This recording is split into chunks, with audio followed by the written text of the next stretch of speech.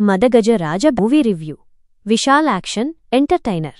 మదగజరాజ సినిమా 2013లో తెరకెక్కినప్పటికీ 2025లో విడుదలై తెలుగు ప్రేక్షకులను అలరించింది. విశాల్ హీరోగా నటించిన ఈ సినిమా మాస్ ఆడియన్స్ను ఉద్దేశించి తెరకెక్కింది.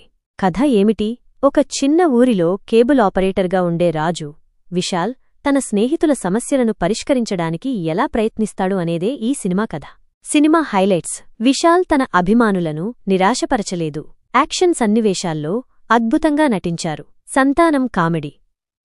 సంతానం తన కామెడీతో ప్రేక్షకులను పొట్టబొడుచుకున్నారు. మనోబాల కామెడీ. దివంగత నటుడు మనోబాల కామెడీ ట్రాక్ సినిమాకు హైలైట్. విశాల్, అంజలి, వరలక్ష్మి కెమిస్ట్రీ. ముగ్గురు హీరోల మధ్య కెమిస్ట్రీ బాగా వర్కౌట్ అయ్యింది. సినిమాలోని కొన్ని లోపాలు. కథ కొత్తదనం లేకుండా పాత ఫార్ములాలోనే సాగుతుంది. లాజిక్ లేని సన్నివేశాలు. కొన్ని సన్నివేశాలు లాజిక్కి తూట్లు పొడుస్తాయి. Outdated feeling.